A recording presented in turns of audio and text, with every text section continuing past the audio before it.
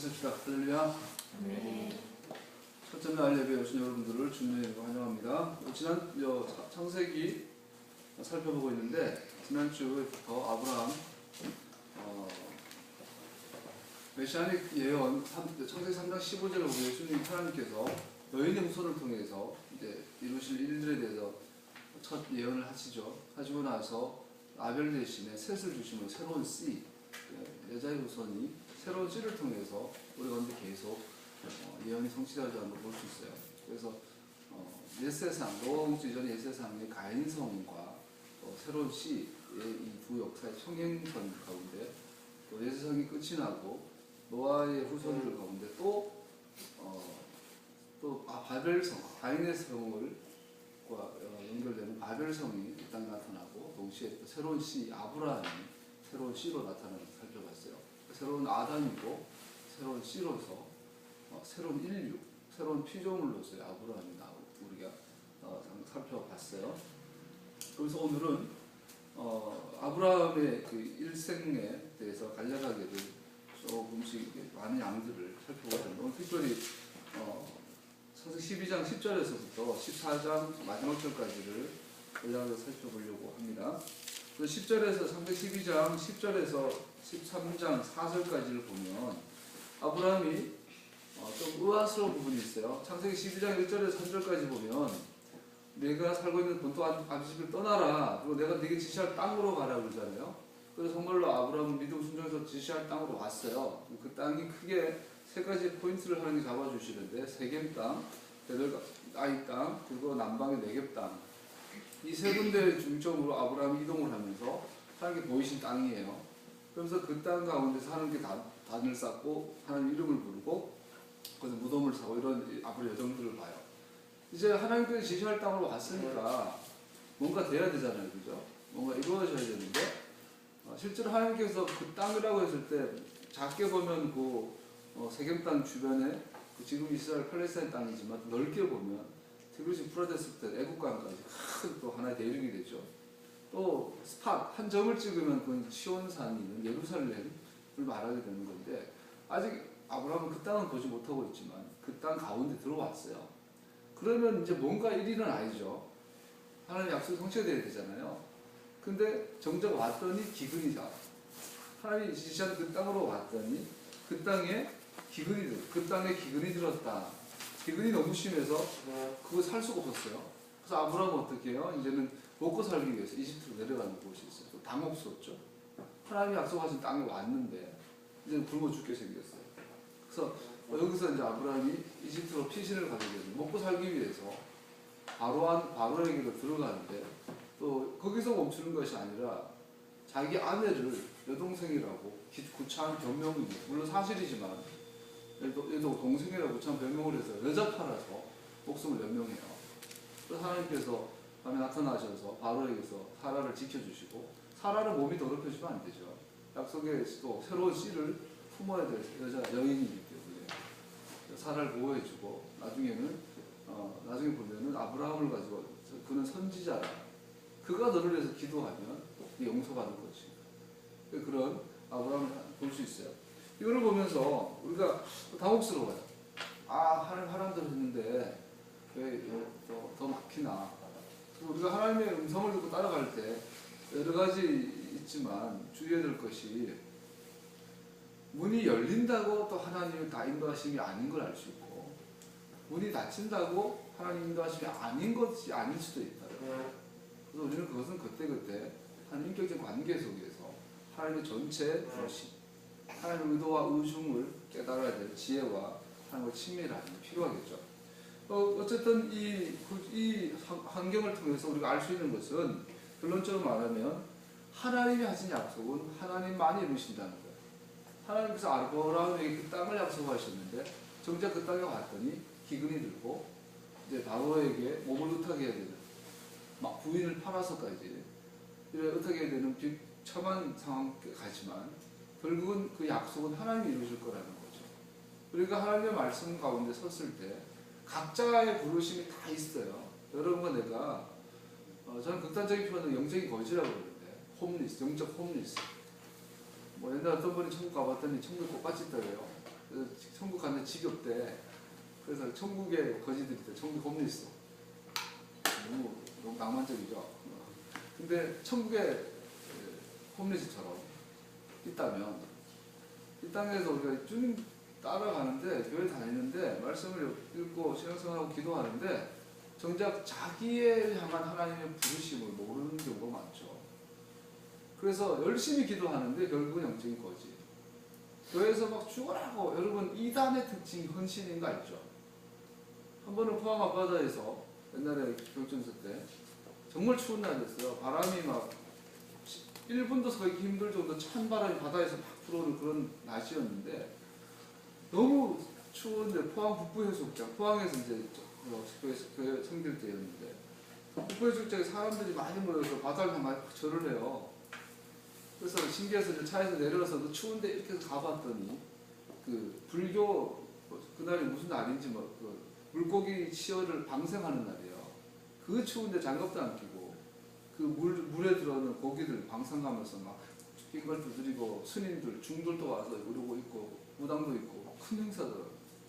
그때 보고 느낀 게 야 이 추운데 방생 행사한다고 몇 시간째 서 있는 걸 보니까 여러분 이단 또 하나님이 인간을 찾아오는 것이 아니라 인간이 신을 찾아야 되는 종교들 또 기독교 안에서도 좀 이상한 이단들의 특징들은 열심이에요. 거짓 종교, 거짓 신앙의 가장 큰 특징은 열심이에요. 그래서 무당들은 며칠 굶으면서 산을 헤매는 거를 잘 해요. 힘들고 힘들어 하면서도 무서워하면서도 하는 거 열심히 해요. 우리가 하나님의 인격적 관계를 떠나면 단순한 열심이 나와요. 그래서 열심히 신앙생활하고 열심히 교회 다니고 열심히 기도하고 열심히 성경 공부하고 열심히 전도 선교하는데 영적인 거짓. 안타깝게도 저는 대부분이 그런 것 같아요. 어쩌면 나 스스로도 하나님의 콜링을 잃어버리고 아브라함이 그랬을 거예요. 아마 당혹스러웠을 거예요. 그러니까 자기 부인을 팔았겠죠. 하나님이 가라고 왔는데 하나님이 부르신 콜링이었는데 왔더니 환경은 기근이에요. 처자식을 책임질 수 없을 만한 환경이에요. 그래서 급하니까 인간적인 방법이 나오는 거죠. 약속의 씨를 품어야 될 여인을 팔아가지고 목숨을 연명하는 거예요. 그걸 보면서 야, 그러니까 순간적으로 이제 우리의 부르심을 놓쳐버리면 지금 내가 가는 길이 맞나? 길을 잃어버리죠. 당혹스러워지죠. 그 순간에 믿음을 놓치게 되면 어떻게 되나요? 영적인 홈리스가 되는 거예요. 그리고 영적인 홈리스가 나오면 어떻게 되냐면 가만히 서서 하나님이 왜 이런 의도와 의중 가운데 날 두셨을까? 그분의 의중이 뭘까라고 살펴봐야 되는데 우리는 어떻게 하죠? 스스로 길을 열라 개척을 하려고 해요. 그래서 거기서 나오는 게 열심히, 신앙계 종교적 열심히. 그래서 열심히 하다 보면 뭔가 나름대로 성취가 있어요. 그런데 그것이 쌓이고 쌓이다 보면 즉 오히려 집사가 되고 장로가 되고 권사가 되다 보면 목사가 되다 보면 오히려 더 심각한 영적인 거짓 상태가 되어버릴 때가 있다는 거죠. 그래서 우리는 잘 분별해야 될 줄 압니다. 그래서 하나님의 음성을 들으려면 어떻게 해야 돼요? 잠잠해야 돼요. 그분이 행하시기 줄 때까지 기다릴 줄 알아요. 그 믿음의 다른 말을 기다림이죠. 근데 어쨌든 이 본문을 통해서 이러한 위협 앞에서 오늘 본문은 하나님께서는 항상 자신의 말씀에 대하여 신실하시며 그 자신이 그 속에 개입하셔서 약속을 지키신 것을 보여준다. 자, 아브라함 입장에서는 길을 잃어버린 것 같고 정말 내가 그때 기도할 때 하나님 들었던 하나님의 부르심이 맞는지 정말 본도 진짜 알집을 떠나러 했었나? 그죠? 근원부터 헷갈릴 거예요. 그랬을 때 아브라함은 어쨌든 이집트로 갔는데 결과적으로 보면 하나님의 섭리였고 하나님께서 그를 통해서 이루신 일들이 있는 것을 우리가 볼 수가 있어요. 그래서 믿음이라는 것은 하나님을 신뢰하며 그가 부르신 가운데 머무르는 것. 그래서 하나님과 동행하려는 것은 하나님을 앞서는 것이 아니라 나란히 가는 것도 아니라 살짝 떨어져 뒤따라가는 거죠. 그리고 소돔 구름기둥이 일어나면 나도 일어나고 그래서 같이 가는데 한 템포 느리게 따라가는 히트할렉한 하나님과 동행한다는 거 볼 수 있게 되죠. 아브라함의 애굽 근데 재밌는 건 나중에 보니까 이 아브라함이 애굽에 내려갔던 여정 그리고 아브라함이 다시 정신 차리고 다시 그 땅으로 돌아오는 여정이 놀랍게도 요셉이 애굽에 내려갔던 여정과 평행을 이루더라는 거예요. 서술의 이 문학적 기술을 보면 또한 여호수아 공동체, 모세 공동체가 그 출애굽의 밤에 6월절 밤을 기점으로 출애굽을 하던 그 기술과 평행법을 이루더라는 거예요. 수십 절의 구절에 있어서. 그래서 이 모세오경을 기록한 저자는 우리에게 뭔가를 의도하고 있는 거예요. 그래서 지금 당장은 길을 잃어버려서 기근이 온 그 땅, 약속의 땅에 기근이 오고 애굽에 내려갔지만 아브라함이 먼저 애굽에 갔다가 하나님의 선지자라는 인정을 받고 다시 올라온 이 여정은 하나님의 백성들의 역사 가운데 반복되는 것을 보여주고 있어요. 성경 전체가. 이 말은 결론적으로 말하면 성경은 우리에게 이렇게 말하고 있다는 걸 볼 수 있어요. 바로 이렇게 출애굽기 41장에 보면 창세기 바로께서 꿈을 두 번 겹쳐 꾸신 것은 하나님이 이 일을 정하셨습니다. 속히 행하시기. 이걸 말하고 싶었다는 거예요. 그래서 요셉이 내려가고 요셉을 통해서 아브라함의 자손들 70명이 다 내려가고 430년 뒤에 그들이 다시 올라오는 이 사건에 대한 하나의 예시로 본의로서 아브라함이 내려갔다 왔다라고 성경 전체는 소술 자체가 우리가 보여준다는 메시지를 받을 수 있다는 거예요. 그러면서 요셉의 입을 통해서 아브라함이 내려가서 비굴하게 여인의 이름을 팔아서 복속을 연명하는 자리였는데 하나님 그를 선지자로 바로가 아브라함에게 기도 좀 해주세요 부탁해야 되는 권위의 자로 세워버리는 사건을 보는데 정확하게 요셉이 노예로 잘려갔다가 이제는 요셉의 꿈의 해몽을 통해서 바오의 생명에 연명되어지는 이 사건의 유비를 통해서 하나님이 하고 싶은 말씀이 뭐냐? 요셉의 입을 통해서 대신 말을 의자는 거죠. 뭐냐면 하나님께서 이 일을 정하셨습니다. 하나님께서 이 일을 속히 하실 것입니다. 할렐루야. 우리는 우리가 갈 길을 잘 몰라요. 너무너무 잘 알잖아요. 우리 벌써 우리 공동체가 7년을 왔잖아요. 정말 그 많은 하나님의 은혜와 하나님의 계시와 체험과 임재를 경험했지만 가면 갈수록 우리의 부르심 어림무죠. 도대체 뭘 해야 될지 어디로 가야 될지 분명히 하나님이 내에서 모든 걸 걸고 왔는데 와보니까 척박하고 내일이 안 보이고 순간순간 나도 남편으로서 남자로서 목사로서 처자 자식 아버지로서 나의 5년 뒤가 나의 10년 뒤가 보이질 않아요. 다음 달이 기약이 없어요. 월세는 다음 달 월세는 낼 수 있을까? 지금 7년째 다음 달 월세는 감사하게도 한 번도 월세를 못 내본 적은 없어요. 그리고 항상 월세 걱정을 안 해본 적도 없어요. 그렇게 가고 한 걸음 한 걸음 가는 거예요. 이 여러 여정 가운데서 하나님 우리가 말씀하는 게 뭐죠? 내가 시작했다면 반드시 이룬다. 너는 그 가운데 있어라. 나와 함께 있어라. 이것이 요구되는 것이 믿음이라고 봅니다. 아브라함의 애굽 여정과 자세히 살펴보지는 않을게요. 대한 설명을 통해서 출애굽 사건과 평행을 이루는 것을 창세기와 모세오경은 우리에게 보여주고 있습니다. 이것은 하나님의 과거의 행위가 암시하는 것을 보도록 허용합니다. 즉 과거에는 과거에만 머물도록 허락되지 않습니다. 그 교훈, 과거에 대한 교훈은 전부 다 미래를 향한 것입니다. 성경에 기록된 모든 교훈들은 우리 현재와 우리를 미래를 향하여 말씀하고 있다는 거죠. 하나님께서 아브라함에게 행하신 것을 오늘날과 미래에도 당신을 백성을 향하여 행하실 것입니다. 할렐루야. 아미다 1번 기도 아보츠 뭐죠? 아브라함의 하나님, 구태여 아브라함의 하나님, 이삭의 하나님, 야곱의 하나님입니다. 그걸 우리는 하루에 3번씩 반복해서 고백. 그래서 우리가 배운 내용인 거예요. 그 아브라함의 하나님이 나의 하나님이라는 거예요. 정확하게 아브라함과 관계했던 그 방식대로 나와 관계하시는 분이에요. 또 하나는 아브라함과 이삭과 야곱과 언약을 맺으셨는데 그 정확한 언약을 나와 맺으시는 산자의 하나님이시라. 우리 이걸 매일 3번씩 반복하며 기도하는 것이 아미다 기도 1번이에요. 하나님 나의 하나님이시라. 그래서 우리는 아브라함과 똑같은 여정의 길을, 그래서 그가 믿음의 조상이 되는 거겠죠. 이 일이 하나님에 의해서 확고히 결정된 것이며 하나님께서는 자신의 약속을 곧 이루시리라는 것을 보여주기 위함입니다. 성경은 그 구절 뽑아서 묵상하는 것도 중요하지만 이 문단 구절 문맥 전체의 서술들을 편집한 저자의 의도를 보는 것도 굉장히 중요합니다. 여기서 좀 넘어가고 5절부터 13장 5절부터 18절까지를 살펴보고자 합니다. 13장 5절에서 18을 보면 아브라함과 롯 사이의 갈등이라는 것을 볼 수 있어요. 본문 다 읽었으니까 본문 더 이상 살피지 않고요. 5절부터 18절까지 아브라함과 롯이 또 갈등 가운데 빠져요. 이제 서로가 복을 받았는지 재산이 늘어났어요. 같이 근데 이게 규모가 커지다 보니까 같은 땅에 먹고 거물기가 힘들었나 봐요. 이번에는 아브라함과 롯이 분리되는 걸 볼 수 있어요. 그 놀라운 사실은 주목해야 될 부분, 아브라함이 롯과 분리되어진 직후에 하나님의 반응이세요.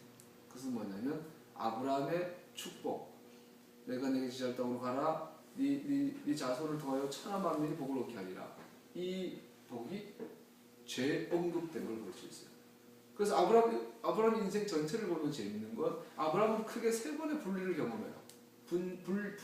분열이라기보다 분리. 첫 번째, 본토 아비집을 떠나라 했어요.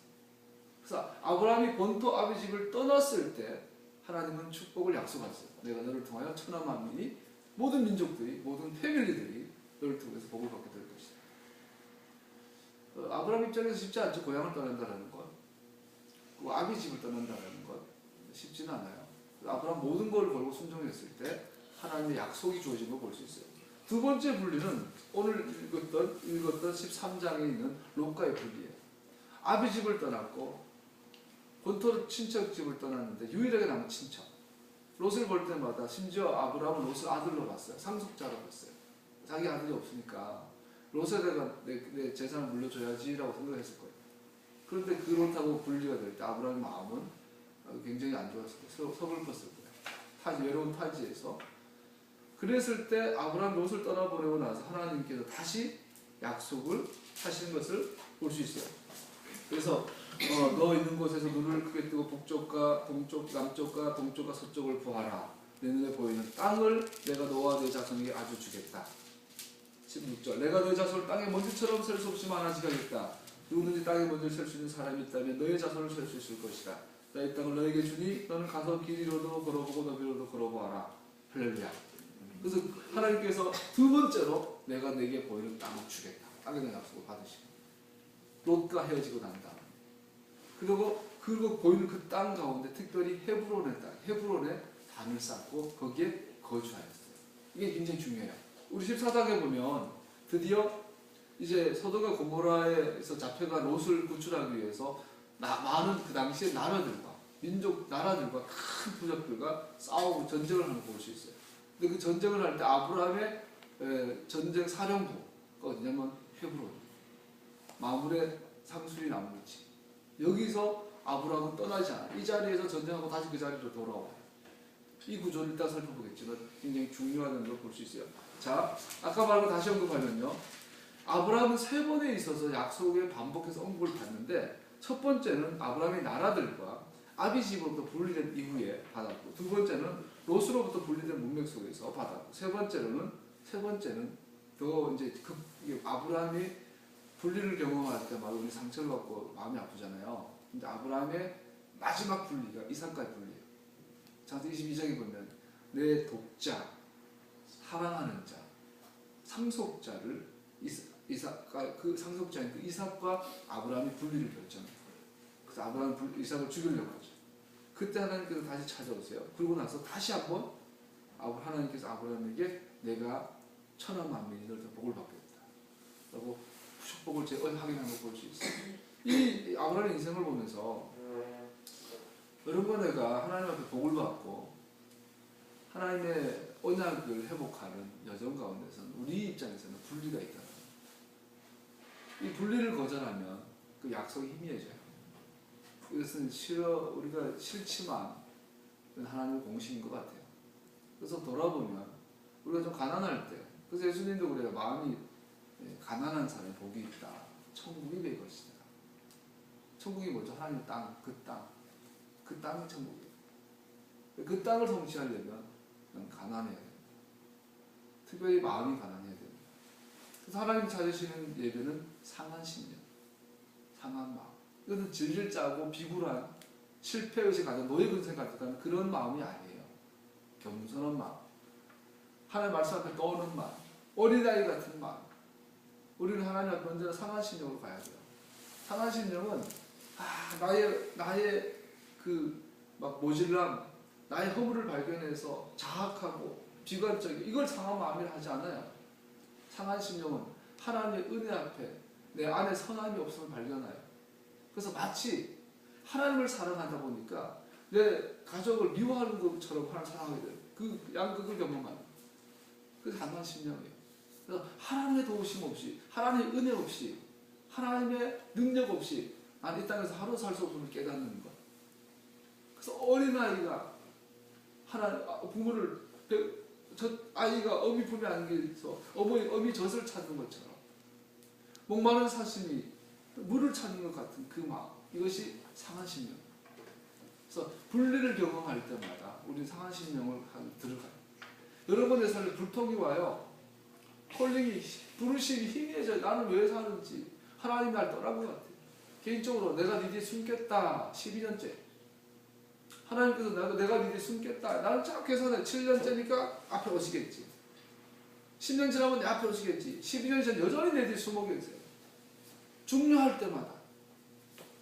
10편 16편에 보니까 그가 내 우편에 계심으로 그가 내 앞에서 나를 돕는 이런 표현들이 있어요. 하나님은 앞에도 계시다가 뒤에 옆에도 계시다가 숨쉬도 하시다가, 그러나 언제나 주님은 다 보고 계시죠.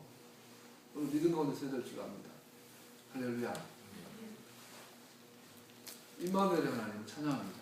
그분 여전히 우리 가운데 계시고 여전히 우리 손을 잡고 계신 줄 믿습니다. 사도 바울은 고백했죠. 풍부의 천하 가난의 천하 줄 알아야 합니다. 우리 13장 8절 9절 다시 한번 읽어봅시다. 13장 8절 9절. 아브라함이 모세에게 말하였다. 너와 나 사이에 그리고 너의 목자들과 나의 목자들 사이에 어떠한 다툼도 있어서는 안 된다. 우리는 한 핏줄이 아니냐. 네가 보는 것 같아서 땅이 얼마든지 있으니 따로 떨어져 살자. 내가 왼쪽으로 가면 나는 오른쪽으로 가고 네가 오른쪽으로 가면 나는 왼쪽으로 가겠다. 자 보세요. 근데 여기 이게 아브라함이 사람이 좋아서 이렇게 조카로서 양보해 보이지만 이 성경 전체를 보면 심각한 거예요. 아브라함이 양보한 땅은 약속의 땅이에요. 그리고 이 롯은 후에 누구를 낳죠? 모압과 암몬 족속을 낳아요. 모압과 암몬 족속은 영원토록 이스라엘 총에 들어오지 못하리라. 저주받은 거죠. 롯이 딸하고 관계해서 태어난 아이들. 그것이 한 큰 민족을 이뤄가지고 문제는 모압과 암몬 족속이 나중에 모세 공동체가 이제 가나안으로 출애굽해서 가나안 약속 땅을 취하려고 할 때 심각하게 방해하고 대적한 민족이 돼요. 이스라엘의 대적이 되는 거예요. 모압과 암몬. 그래서 하나님께서 민수기에 보면 모압과 암몬은 영원토록 하나님의 총에 들지 못하겠다고 말씀하셨어요. 즉 아브라함이 이 시간에 그냥 어떤 생각인지 모르지만 롯에게 양보하는 이 일은 하나님께서 아브라함에게 약속하신 땅을 성취하는 이 거룩한 구속의 역사 가운데 심각한 장애물이 될 수 있습니다. 자칫 롯이 눈을 들어 소돔과 고모라를 봤는데 좋아 보이기 망정이지, 만약에 아브라함이 봤던 땅이 있죠. 반대로 동편으로 안 가고 아브라함이 보기에 좋았던, 아브라함이 눈에 보여주셨던 그 땅을 보고 내가 저 땅으로 갈게요 했으면 어떨 것 같겠어요? 엄청난 혼선이 올 수도 있었겠죠. 이것처럼 하나님의 약속의 성취에 있어서 가장 큰 장애가 되었던 바로 그 사람 롯, 모압 암몬의 조상, 그들에게 약속의 땅을 지금 아브라함은 넘겨주려고 한다. 아브라함 때문에 약속은 이제 모압 족속과 모압 족속의 조상에 변하기 쉬운 마음에 따라 좌우되는 위치에 놓이고 있다. 그러나 감사하게도 다행히도 롯이 동쪽을 택함으로써 아브라함은 약속의 땅에 남았다. 하나님의 약속은 아브라함의 이런 미숙하달까요? 이런에도 불구하고 안전하게 유지되었다. 할렐루야. 하나님께서 그 땅을 향하여 이렇게 지키시고 보호하시고 볼 수 있어요. 새초에서 새마을까지 하나님 그 땅을 지키세요. 그래서 만약에 심각해요. 여러분 우리는 쉽게 생각하지만 롯이 아브라함이 말을 했잖아요. 롯이 난 저 땅을 취하려고 그 땅은 영원히 롯의 땅이 되고 아브라함의 땅이 되어야 되는데, 그런데도 불구하고 롯은 그 땅이 아닌 동쪽 땅을 되게 미케뎀으로 가게 돼요. 거기는 소돔과 고모라가 있었고 마치 주님의 동산 에덴 동산 같았더라. 케덴이라는 단어에서 의미를 보잖아요. 하나님의 동산이 케덴에 있었는데 가인성도 케덴에 있고 바벨성도 케덴에 있어요. 소돔과 고모라도 케덴에 있어요. 그래서 마귀의 도성과 하나님의 도성은 비슷해 보여요. 롯의 눈에는. 그래서 마치 주님의 동산 같았더라. 거기를 선택하고 갔는데 그게 하나님 보시기에 악한 도시였어요. 이처럼 우리가 이를 통해서 우리가 알 수 있는 것은 뭐냐면 롯도 모압과 암몬이라는 큰 나라도 하나님의 계획을 막지 못한다. 나중에 아수르가 일어나고 바벨론이 일어나고 그리스 로마가 일어나는 큰 나라들의 발흉이 일어난다 할지라도 이것은 후대에 뭘 말하고 있죠? 어떤 나라들의 강력함이 일어난다 할지라도 하나님이 그 땅을 향한 그 언약은 막지 못합니다. 할렐루야. 여전히 오늘날도 미래에도 영원히. 그래서 나라들의 계획조차 이스라엘 향한 하나님의 계획과 목적을 위해서 사용되는 것을 반복해서 볼 수 있어요. 이거 나중에 예언서에도 보면 이사야 보면 이런 말이 45장에 보면 바사왕 고레스가 등장해요. 고레스를 통하여서 고레스의 모든 계획과 군사적인 정복을 고레스는 인류 역사상 알렉산더의 어떤 버금간, 징기스칸의 버금간 시대의 영웅이에요. 대륙을 정복한 자. 이런 자가 했던 모든 정치적인 군사적인 계획과 정복은 오직 결론적으로 보니까 하나의 목적만을 위해 가시는데 그것은 하나님의 백성 이스라엘이 약속의 땅으로 돌아와 안전하게 그것에 거하도록 하기 위함이다. 할렐루야. 아침에 기사를 봤는데 일본이 극우화되고 있잖아요.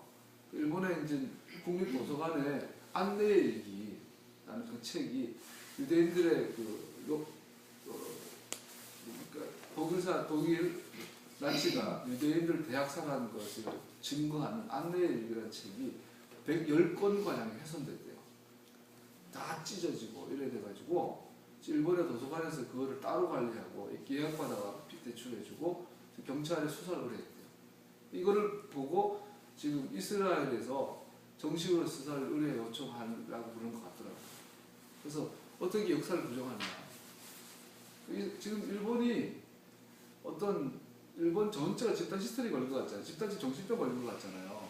그 우파들 몇 명이 선동하는데 나머지 다 따라가가지고 완전 지금 다시 한번 임진왜란이 다시 한번 이 조선 침략이 일어날 것 같은 분위기예요.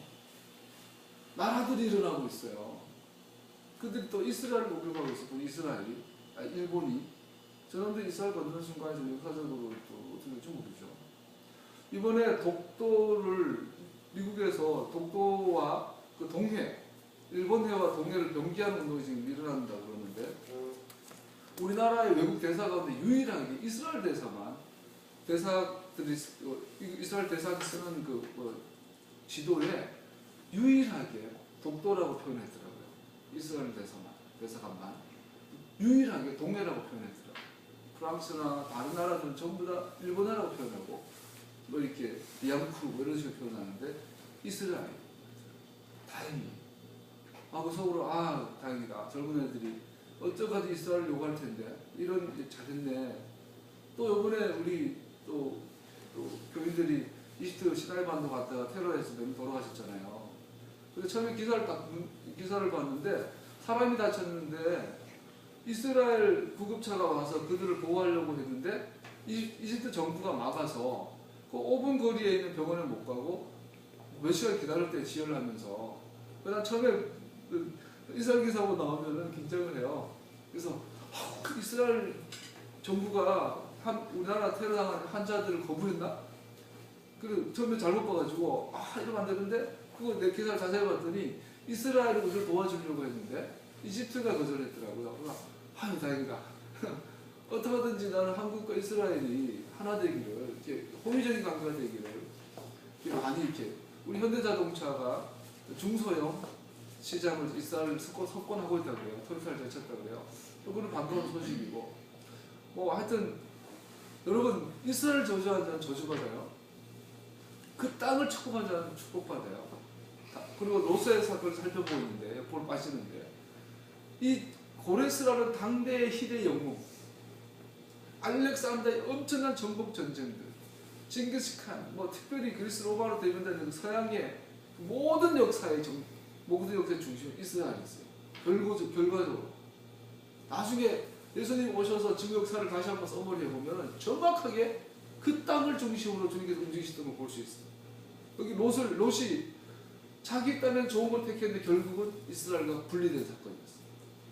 고레스가 자기 딴에 열심히 정복하고 나라를 회복했는데 결국은 이스라엘 돕는 것이 결과예요. 우리는 이러한 관점으로 역사를 보는 눈도 열려야 될 줄 믿습니다. 미국이 저렇게 존재하지만 이스라엘을 향한 하나님의 계획의 일부 중에 하나일 거예요. 러시아가 이번에 우리 김연아 연하 선수 다 좋긴 좋은데 왜 연느님이라고 하는지 걔가 왜 하나님이야? 어쨌든 간에 피겨계에 보면 정말 다른 레벨이에요. 이번에 금메달 뺏겼어요. 정말 억울하게. 러시아를 보면서도 전 세계에 공산당을 퍼뜨린 나라. 그 나라 그래도 불구하고 하나님께서 또 그 나라를 사랑하시는데 그 나라가 그렇게 강해지고 약해지고 큰 나라, 중국이라는 큰 나라 막 시대마다 큰 패권 국가들이 자라나지만 결국엔 역사는 이스라엘 중심으로 돌아가고 있다는 거예요. 할렐루야. 로마도 사라지고 페르시아도 사라지고 바벨론도 아수르도 사라지고 징기스칸도 사라지고 명나라도 사라지고 그런 이스라엘 여전히 존재하는 모든 나라는 이따 없어지겠지만 그 땅은 영원할 줄 믿습니다. 하나님 그 땅을 향한 하나님의 계획은 막지 못합니다. 할렐루야. 자, 이 본문도 하나 더 살펴볼 것은 롯이 아브라함 입장에서 롯을 떠나보냈지만 롯의 입장에서는 아브라함과 분리가 되어 있어요. 그 땅의 사람과 분리가 된 롯의 결과가 어떻게 되나요? 포로예요, 포로. 다른 나라에 포로로 끌려간 것을 볼 수 있어요. 바벨론의 멸망에 관한 설명사이 아브라함으로부터 롯의 분리와 그의 동쪽으로의 여행이 창세기 11장에서 바벨론의 멸망에 대한 설명에 의해서 의식적으로 구성되었다는 사실을 유념해야 합니다. 나중에 14장에 보면 5개의 나라가 와서 소돔과 고모라를 정복하고 롯을 잡아가는데 그 왕이 누군지 알아요? 바벨론 왕이에요. 갈대 우르 왕. 그 바벨론의 왕이 와서 롯을 잡아가는 거예요. 땅의 백성들이 동방으로 옮기다가 시날 평지를 만나 바벨론을 쌓기 시작했다는 설명처럼 롯은 아브라함으로부터 분리되었을 때에 가나안 땅으로부터 동쪽 미케담으로 옮겨 요단 온들의 성읍들로 이주합니다. 저자는 이 둘의 평행의 이야기를 통하여 아브라함과 분리된 그 땅과 분리된 자의 운명을 14장에서 우리 좀 보여주죠. 우리 14장에 보면 14장 1절에 보면 신할람 아므라델과 엘라살 왕 아리오카 엘라만 그돌라오멜과 고임왕 디달레 시대에 있어요. 성경 의도도 14장 1절에서 이 아브라함이 그 땅에 오고 롯이 그 땅에서 분리가 되고 그 땅에 전쟁이라는 이때를 시대적 배경을 정확하게 바벨론 성의 시대라고 표현하고 있어요. 그리고 2절부터는요 이 신할람 아므라벨은 뒤로 물러나요. 그 그돌라오멜이 전면에 드러나요. 사실은 이 전쟁 이 전쟁에 있어서는 주인공이 그돌라오멜이라는 왕이에요. 그런데 14장 1절은 저자가 의도적으로 제일 앞에 신할 왕, 바벨론 왕 아므라벨을 전면에 드러내고 있어요. 이것은 저자의 의도가 뭐예요? 이것은 바벨론의 시대다. 즉 요단 동편, 에덴의 동편, 아브라함이 있는 곳에서 분리된 자의 실존은 바벨 성에 들어가 버린 것을 우리는 결과적으로 볼 수 있는 거죠. 자, 아브라함이 헤브론에 있는 그의 단에서 경배한 하나님 주님은 동방의 내왕들을 아브라함의 손에 붙이신 천지의 주제이시다.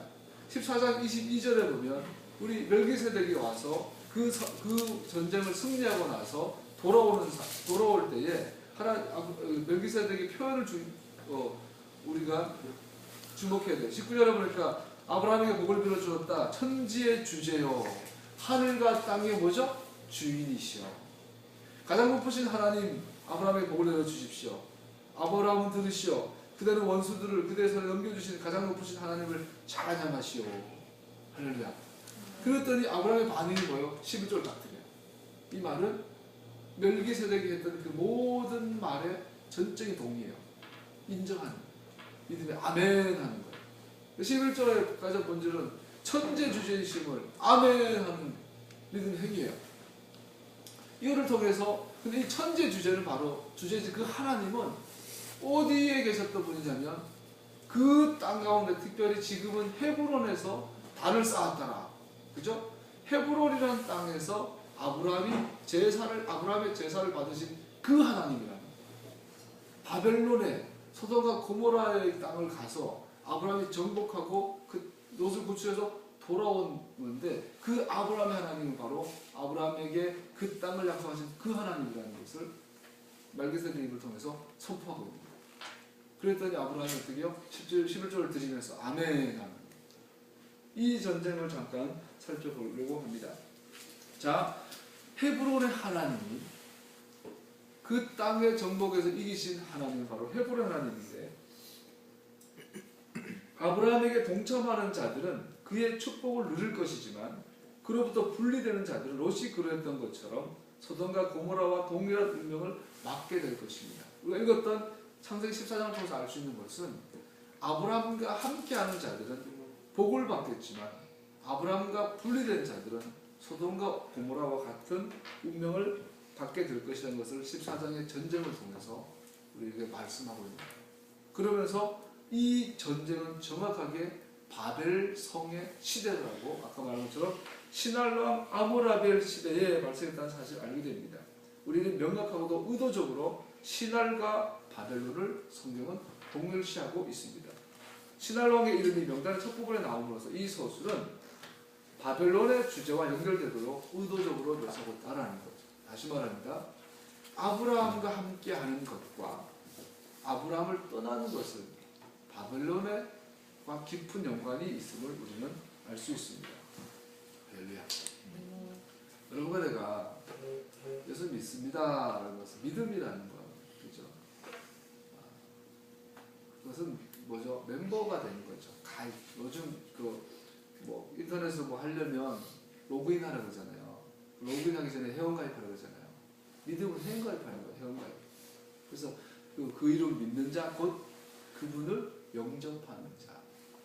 그분을 뭐로 영접해요? 아도나이, 주님, 천지의 주제로, 하늘과 땅에 나의 주인으로 영접하는 것이 믿음이에요. 다른 걸로 말하면 내가 그 주님의 가족으로, 그 주님의 백성으로, 그 주님의 패밀리로 회원 가입한 멤버십을 갖는 것이 믿음입니다. 그래서 아브라함은 믿음의 조상이에요. 그래서 아브라함의 자녀들은 믿음의 자녀들.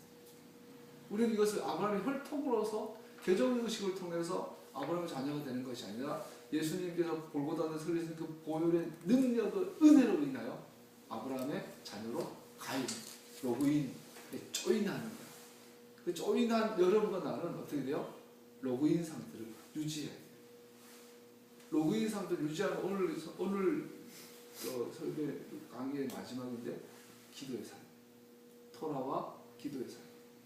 토라 안에 머물며 그 토라가 이루어지도록 기도하는 삶이 정확하게 로그인, 아브라함의 멤버로 로그인되어 있는 상태예요. 근데 문제는 우리 자꾸 로그아웃 해요. 다른 사이트에 들어가야 되니까. 짜고 딴 길을 가려고 그런다는 거죠. 그래서 로그인한 하나님과 멤버십 가운데 있는 그것이 아브라함의 자녀, 새로운 인류라는 아브라함과 분리된 상태는 성경은 뭐라고 말하고 있죠? 에덴의 동쪽이다. 가인성이다. 바벨성이다. 예수님은 먼 도시다. 그래서 우리가 이 가인성의 본질이 그래서 시대를 따라 흘러간 거 볼 수 있어요. 예수님 당시에는 헬라 도시, 아브라함 당시에는 바벨성, 셋과 이 아담의 시대에는 가인성. 이 흐름이 쭉 이러고 있어요. 지금은 뭘까요? 지금은 로마예요. 18세기 개몽주의가 일어나면서 그리스 로마로 돌아가자. 그래서 그리스 로마로 돌아간 르네상스의 그 결과물들이 오늘날 대학의 문화고 오늘날 문화, 철학, 경제 모든 것들이 우리 그리스 로마에서 발현한 유럽 문명이 전 세계를 장악하고 전 세계 서구 문화는 서구 문화로 대변되잖아요. 요즘 들어서 뭐 인도 철학이라든지 인도 문학이라든지 인도 뭐 중국 뭐 이게 좀 이슬람에 대해서 재조명하지만 지금까지 모든 문화는 서구 유럽 중심으로 돌아왔죠. 그게 정치적 뿌리가 어디예요? 로마하고 그리스. 오늘날 헬라화된 이 시대 사고방식. 기독교 안에도 깊이 들어왔어요. 그 결과물이 일요일이 주일이라는 거. 9월짜리 아니야 9월짜리라는 거. 그래서 주일 성수 안 하면 이단이라 그러고 6월절 지키면 이단이라 그러고 크리스마스는 정말 족보가 없는 건데 크리스마스가 예수 생일이래. 그건 다 헬라화된 결과물들인데. 그래서 헬라 왕의 특징이 뭐예요? 때와 법을 경계하리라. 적그리스도의 핵심은 때와 법, 때, 모아딤, 절기, 법, 토라를 바꿔버리는. 아주 하지 마라가 아니라 바꿔버리는. 하긴 하되 이렇게 해라. 길을 다르게 해버리는 걸 볼 수 있어요. 여러분, 나는 심각한 헬라 시대 살고 있어요. 심각한 바빌론 시대 살고 있어요.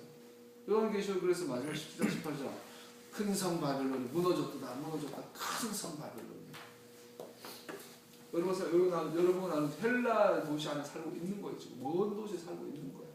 여기서 구별된 삶, 뭐죠? 토라에 관한 삶. 이것이 아브라함의 자녀로 살아가는 삶이죠. 믿음으로 구한 삶이죠. 근데 오늘날 믿음 자체가 토라 헬라적 되어버렸어요. 믿음이란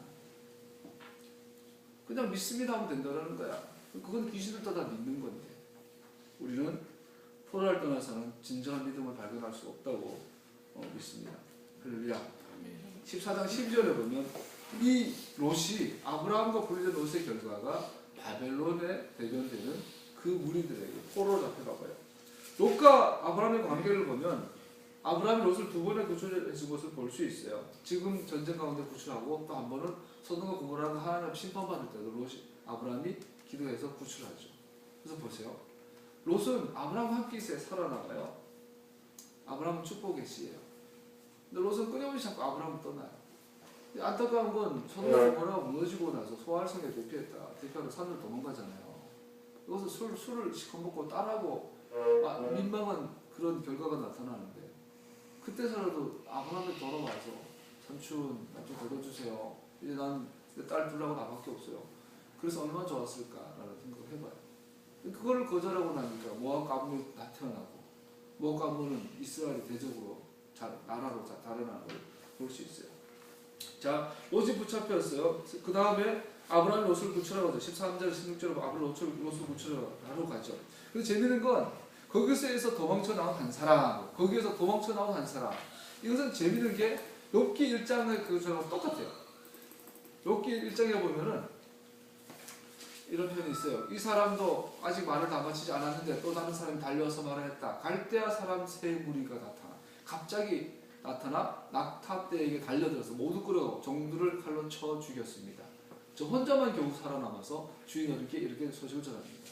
자, 의인의 고난을 대결한 욥의 인생에 보면 아들도 죽고 재산도 다 뺏겨나가는 특별히 갑자기 갈대아로 어디 바벨론 사람 시날레 지역의 사람이 와서 종들 다 쳐 죽였고 나 혼자만 살아남았습니다.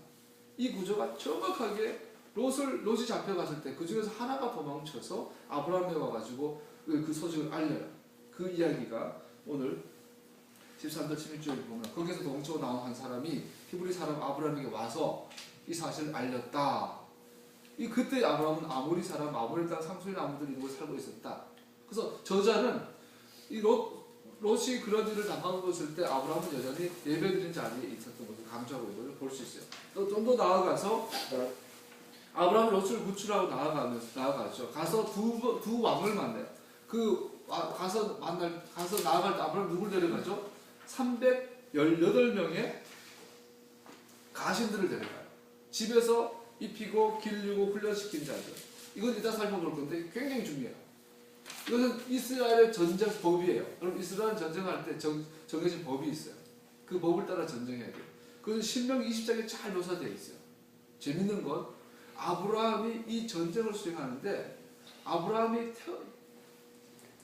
지금 있지도 않는 토라의 기존의 전쟁 법을 따라 전쟁하는 걸 볼 수 있어요. 정확하게 후대의 시내산에서 받았던 법대로 아브라함이 전쟁을 수행해요. 그 결론이 뭐냐면 아브라함은 토라를 지켰다.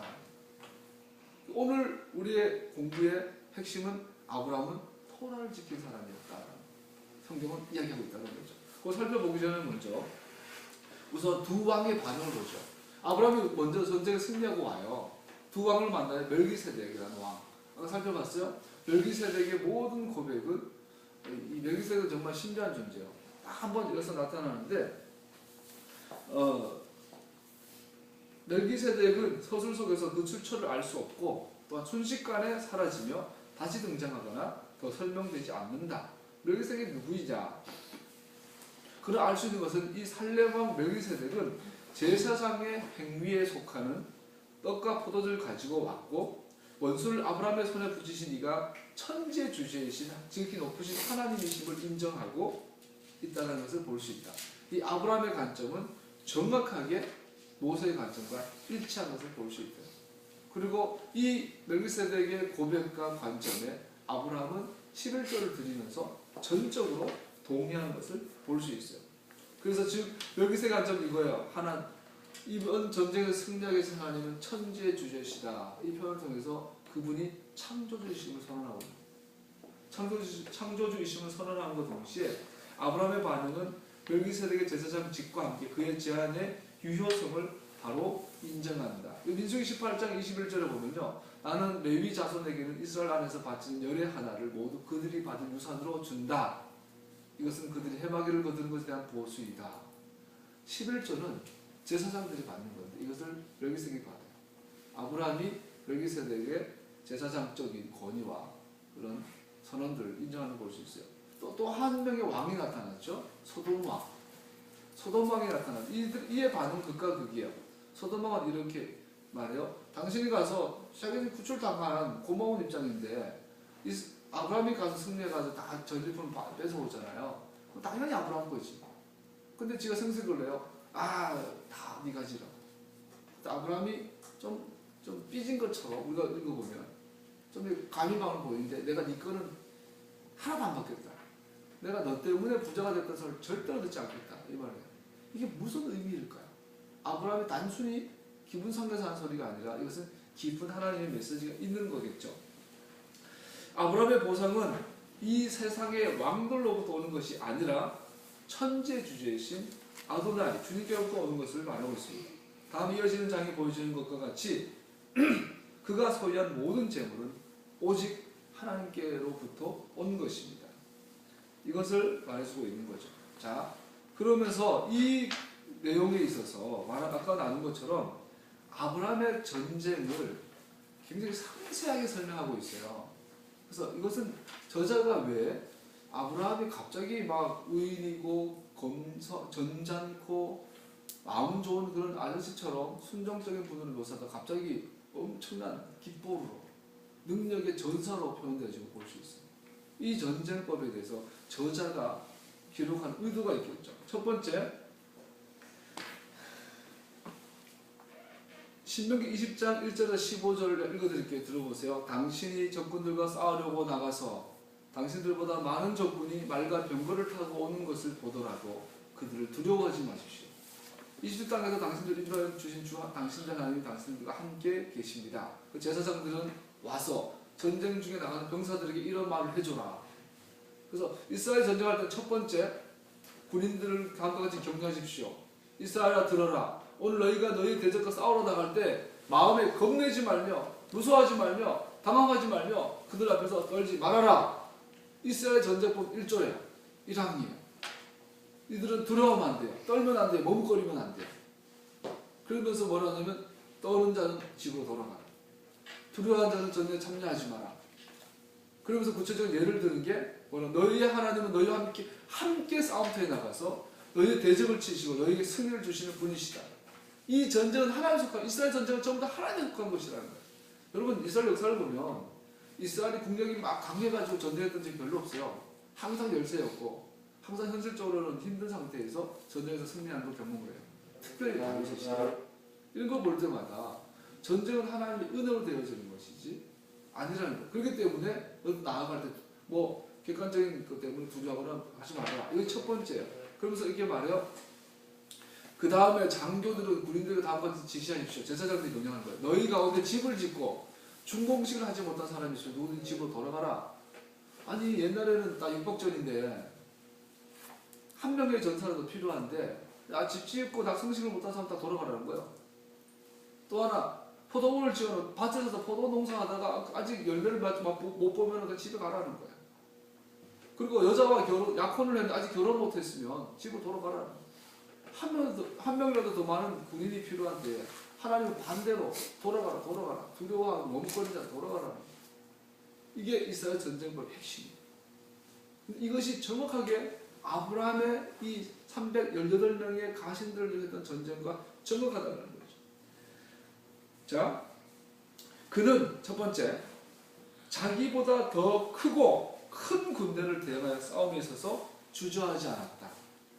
아브라함은 아까 욥의 제자 욥기에 나온 것처럼 한 사람이 소돔에서 도망가가지고 롯이 잡혀갔어요. 그래? 그 순간에 전쟁을 결정해요.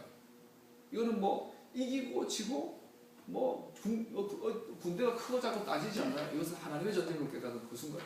이것은 하나님의 전쟁이니까 간다. 318명. 300이라는 숫자가 떠오르는 거 있잖아요. 영광 300? 아니죠. 기드온의 300용사. 몇만 명을 다 돌려보내요.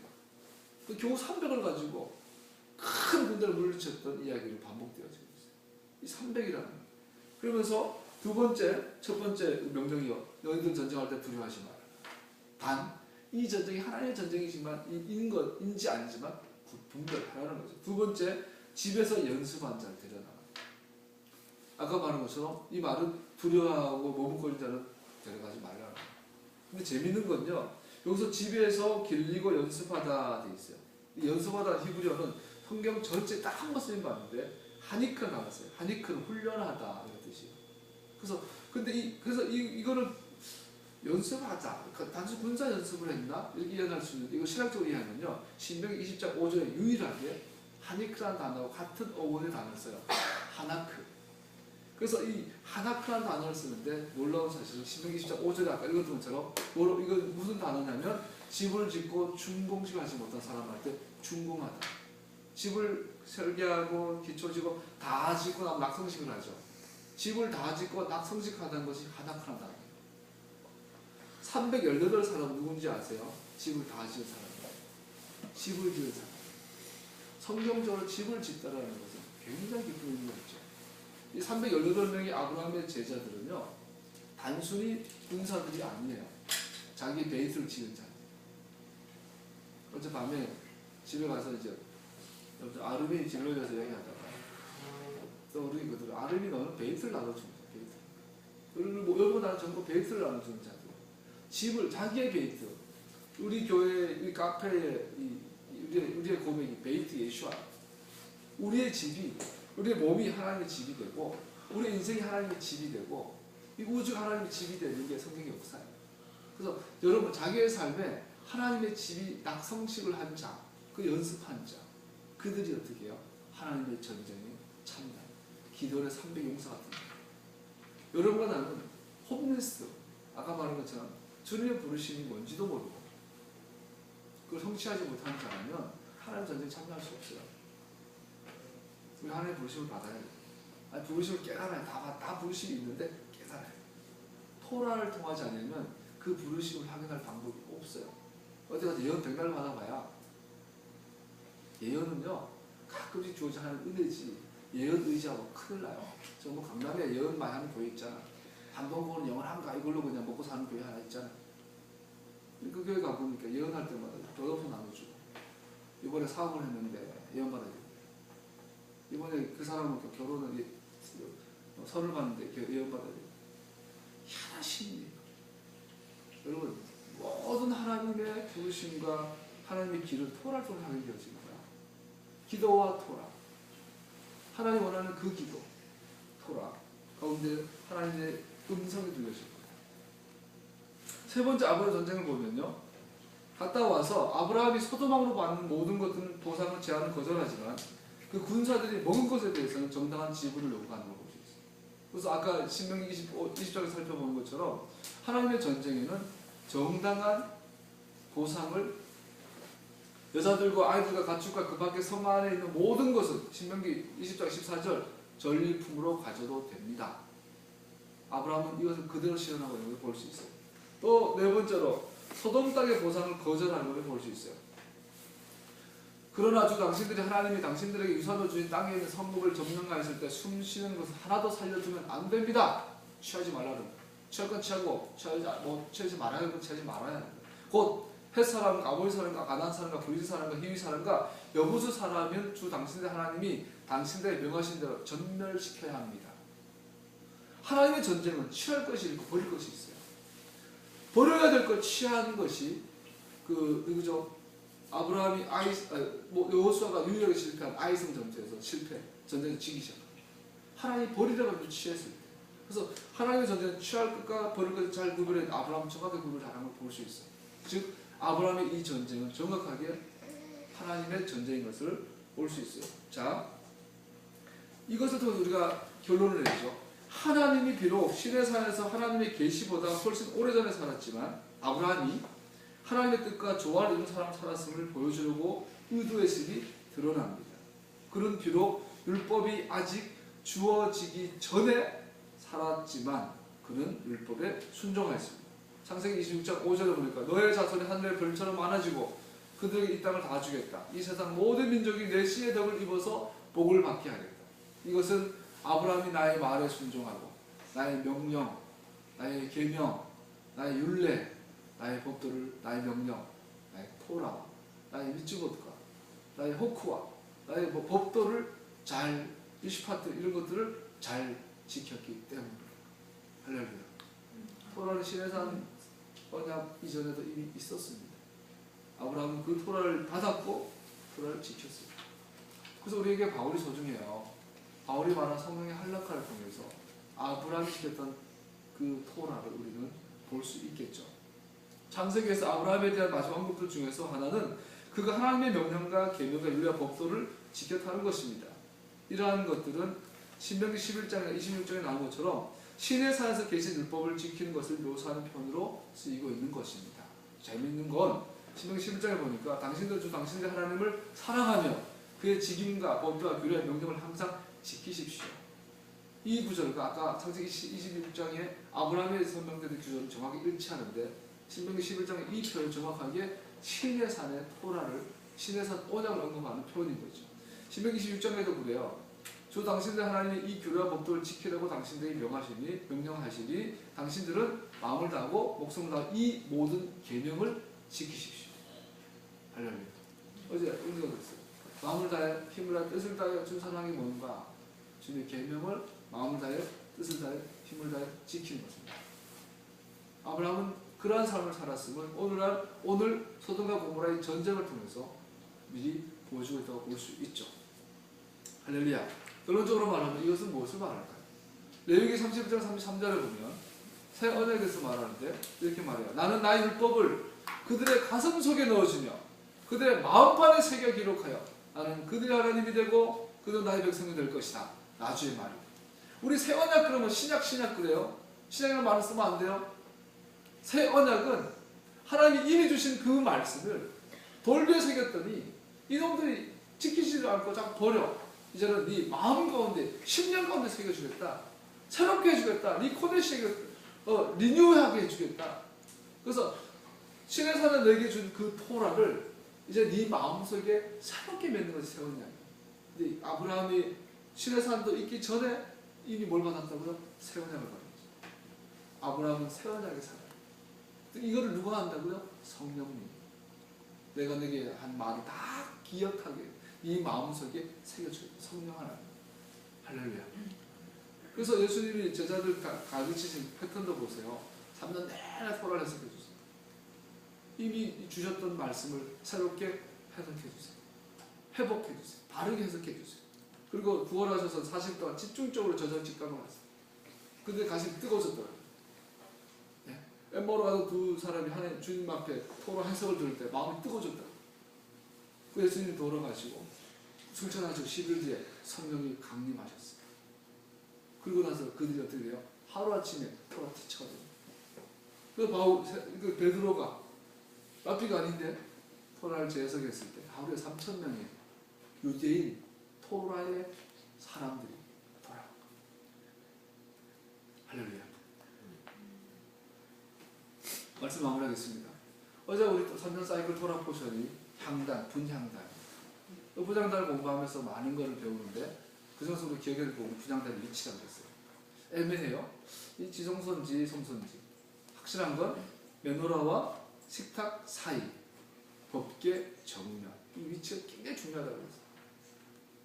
그래서 우리가 성막문에서 시작된 우리 신앙의 여전히 대부분 번제단에서 다 끝나고 번제단을 통과 못해. 자아가 죽어야 되는데 죄가 처리돼야 되는데 예수님의 십자가 벌을 바라보면서도 우리 여전히 죄 가운데 뛴 거예요. 자아가 죽지를 않아. 이 번제단을 통과 못해서 그건 다 걸려오고 번제단을 통과하면 물두멍을 지나 성소로 들어와 메노라의 빛 앞에 하나님과 식탁 교제에서 언약을 확인하는 가운데 그래서 그 단계가 다 끝나면 최종 단계가 뭐예요? 분향단. 그 분향단은 뭐예요? 하나님의 임재 안으로 들어가는 문이에요. 그거 들어가면은 증거궤가 있어요. 하나님의 말씀이 있어요.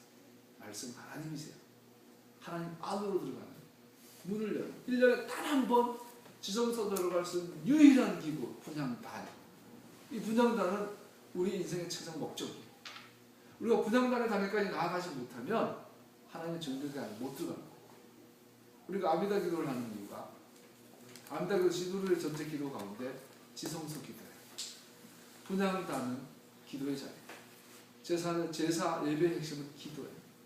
그래서 우리는 기도를 통해 분향단의 기도를 통해서 어디 들어가요? 하나님의 증거궤 안으로, 증거궤 앞으로. 내가 거기서 너를 만나리라.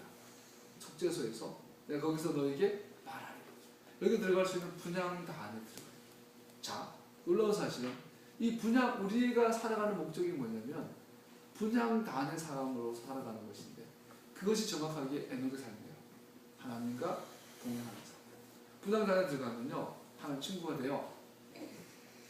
하나님하고 눈만 마주쳐도 하나님 무슨 생각하는지 알아요. 그 내 안에 있는 생각이 하나님 생각과 일치해요. 이 분향단의 삶.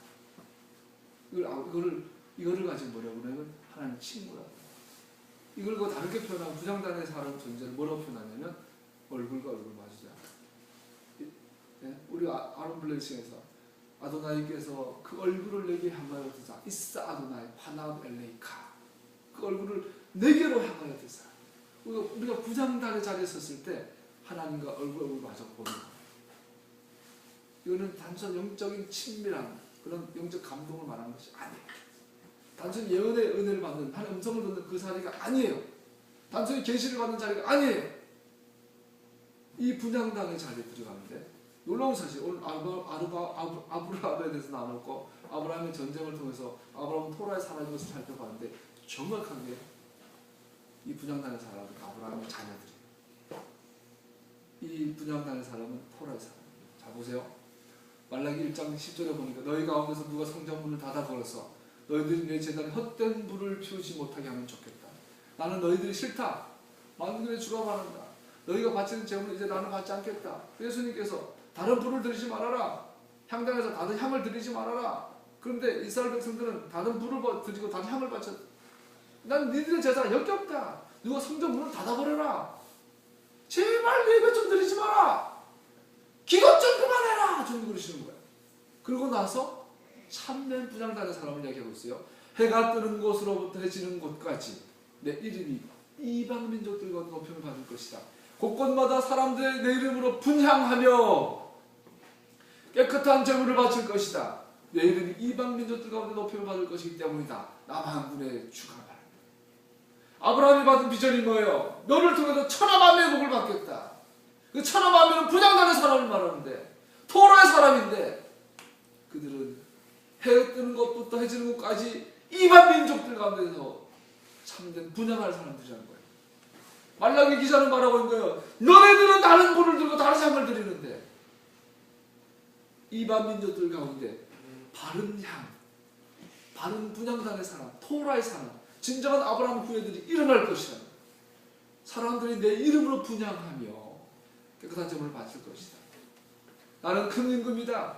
나 만군의 주가 바란다. 이방 민족들까지도 내 이름을 두려워한다. 4절 그러면서 그 분향하는 사람의 핵심이 뭔지를 4절에서 말하고 있어요. 2장 4절 내가 레위와 맺은 언약을 파기하지 않으려고 이 훈계를 주었다는 것을 그때 가서 너희가 비로소 알게 될 것이다. 나 만군의 주가 말한다. 그 분향단의 사람은 아브라함의 진정한 후예들인데, 아브라함은 토라의 사람인데, 그 토라는 핵심은 레위와 맺은 내 언약이라는 거예요. 레위와 맺은 내 언약을 파기하지 않으려고 나의 훈계를 주었다는 거예요. 내가 레위와 맺은 언약은 생명과 평화가 약속된 언약이다. 나는 그가 나를 경외하도록 그와 나를 언약을 맺었고, 그는 과연 나를 경외하며 나의 이름을 두려워하였다. 할렐루야. 말라기는 엘리야가 다시 온 것을 설명해요. 그러면서 아버지가 자식이고 자녀가 아버지에게 마음을 돌리겠다. 그 마음이 뭐예요? 신비의 세계에서 토라를 말합니다. 새 언약을 말합니다. 레위와 맺은 언약이 우리의 신비 가운데 새 언약으로 새겨지는 것을 말합니다. 그렇게 되지 않으면 내가 이 땅을 저주하리라. 제사장의 입술은 지식을 지켜야겠고 사람들이 그 입에서 율법을 구하게 되어야 할 것이다. 그러나 너희는 바른 길에서 떠났고 많은 사람이 율법을 버리고 토라를 버리고 그 길로 가도록 가르쳤다. 너희는 내가 레위와 맺은 언약을 어겼다. 나 만군의 주가 말한다. 그러므로 나도 너희가 모든 백성 앞에서 멸시와 천대를 받게 하였다. 마치 롯이 아브라함과 분리되면서 소돔과 고모라에서 그 또한 곁길로 빠져버린 것처럼 너희들이 그렇게 가르쳤다.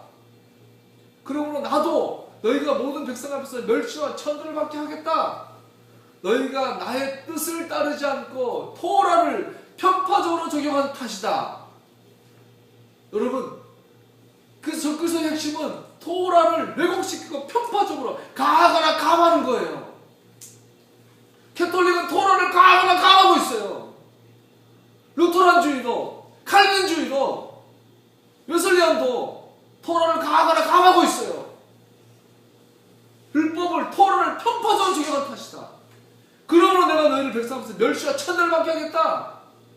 칼빈주의, 아르메니안주의든 아르맹주의든 그 위에 서는 교회들이 오늘 얼마나 땅에 떨어져 있나요? 제사장의 입술에서 지식을, 바른 토라를 들어야 하는데 오늘 목회자들이 위해서 바른 토라가 왜곡되어지고 있으니까 하나님의 이름이 땅에 떨어졌잖아요.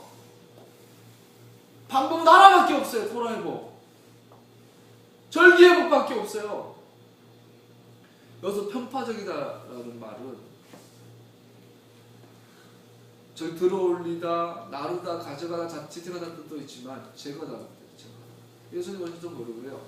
율법에 토라의 1.1획도 더거나 빼지 말아라. 율법 토라를 신비에 그대로 새겨지 세대가 여러분과 준비되어지기를 축복합니다. 말씀을 마무리하면서 요한계시록 8장에 보면요. 어린 양이 7인의 봉인을 뗄 때 하늘은 약 반 시간 동안 고요하였습니다. 나는 하나님 앞에서 7 천사를 보았습니다. 그들은 나팔을 하나씩 받아 가지고 있었습니다. 또 다른 천사가 와서 금 향로를 들고 제단에 섰습니다. 분향단을 들고 그는 모든 성도의 기도에 향을 더해서 보좌 앞 금제단에 드리려고 많은 향을 받았습니다. 그래서 향의 연기가 성도들의 기도와 함께 천사의 손으로부터 하나님 앞으로 올라갔습니다. 그 뒤에 그 천사가 향로를 가져다가 거기에서 제단 불을 가득 채워서 땅에 던지니 천둥과 요란한 소리가 번개와 지진이 일어났습니다. 그때 나팔을 하나씩 가진 7 천사가 나팔을 불 준비를 하였습니다. 할렐루야. 여러분, 분향단은 야곱의 사닥다리의 자리예요. 하나님의 보좌 올라가는 문이에요. 그래서 나는 문이다, 내가 길이다. 세례요한의 아버지 스가랴가 분향단에서 향을 들이다가 가브리엘 천사를 만나요. 그리고 세례요한에 대한 예언을 받아요. 그런데 세례요한이 아버지 스가랴가 못 믿어요. 그랬더니 가브리엘 천사가 너무나 냉정하게 6개월 동안 누구예요? 이 세례요한 아버지가 번거리가 되도록 저주를 해요. 너무 심하지 않아요? 그러나 분향단에까지 간 사람은요, 하나님 말귀를 못 알아들으면 죄예요. 심각한 죄. 분향단까지 가면 하나님 말씀 알아들어야 돼요. 근데 스가랴가 못 알아들어요. 그러니까 네가 못 알아들어, 이거는 심각한데. 그리고 6개월 동안 번거리를 만들어요.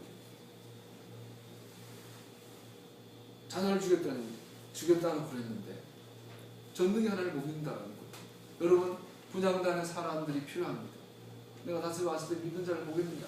하나님이 아하면 아하고 알아듣는 사람, 하나님이 어하면 어하고 알아듣는 사람, 그래서 거기에 자기 모든 걸 거는 사람, 이런 무리들을 찾으십니다. 마지막으로 우리 기도에 대해 나누고 마칩시다. 우리 한국에 있는 유명한 교회, 대형 교회 금요일마다 철학기도, 새벽마다 기도해요. 이 기도를 다 끌어모으면 계속 8장에 나온 것처럼 이 기도를 땅에 쏟으면 어떻게 될까요? 공중에 다 사라져 버릴 거예요. 아까 말했던 강남에 있던 그 교회도 막 금요일마다 막 1000명씩 철야 뭐 어떤 목사님 사모님 뭐 24시간 기도했대. 그 기도 다 끌어모아가지고 뭐 구국재단, 뭐 교회 부흥을 위한 기도 다 끌어모아가지고 하나님이 이 땅에 쏟으면 어떻게 될까요? 연기처럼 사라질 거예요. 그런데 계시록 8장에 나오는 기도의 단에 기도를 쏟으면 지진이 일어나요. 땅이 뒤집어져요. 그리고 7 천사가 나팔을 불어요. 여러분, 7 천사 나팔 분다는 건 지금은 끝난 거예요. 주님 오신다는 이야기예요. 새로운 시작이 시작된, 새로운 세상이 시작된다는 이야기. 이 엄청난 파워풀한 키포인트. 열쇠가 성도들의 기도예요. 그리고 지금 우리가 하고 있는 기도는 문제가 많아요. 우리는 기도를 바꿔야 돼요. 어디서 찾죠? 너희는 이렇게 기도하라.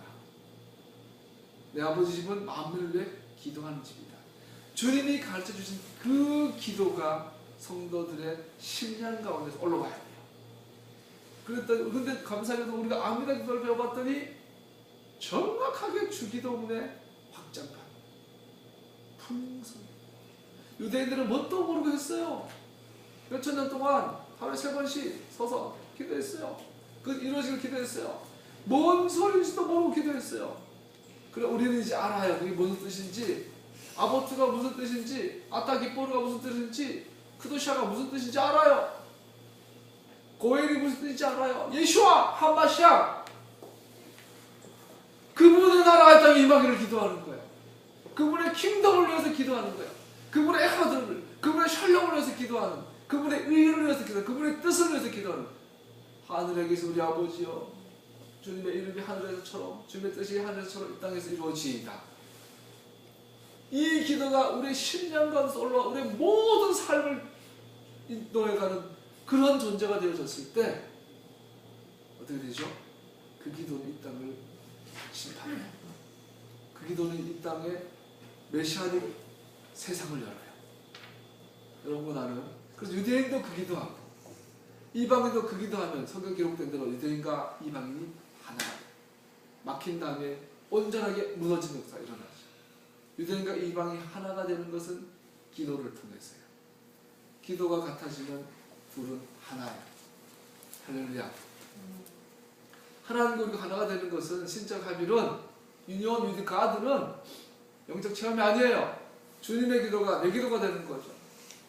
주님의 기도가 이방인의 기도가 되고 주님의 기도가 유대인의 기도가 됐을 때 주님과 이방인과 유대인은 하나가 에카드가 되는 거예요. 그것이 메시아의 나라예요. 그것이 하나님의 나라예요. 그것이 천국이에요. 그것이 주님의 킹덤이에요. 여러분과 나는 이 땅에 주님의 킹덤을 풀어내는 자입니다. 주님의 기도가 내 삶의 유일한 갈망이 되어지기를 예수와 이름으로 축복합니다. 기도하십시다.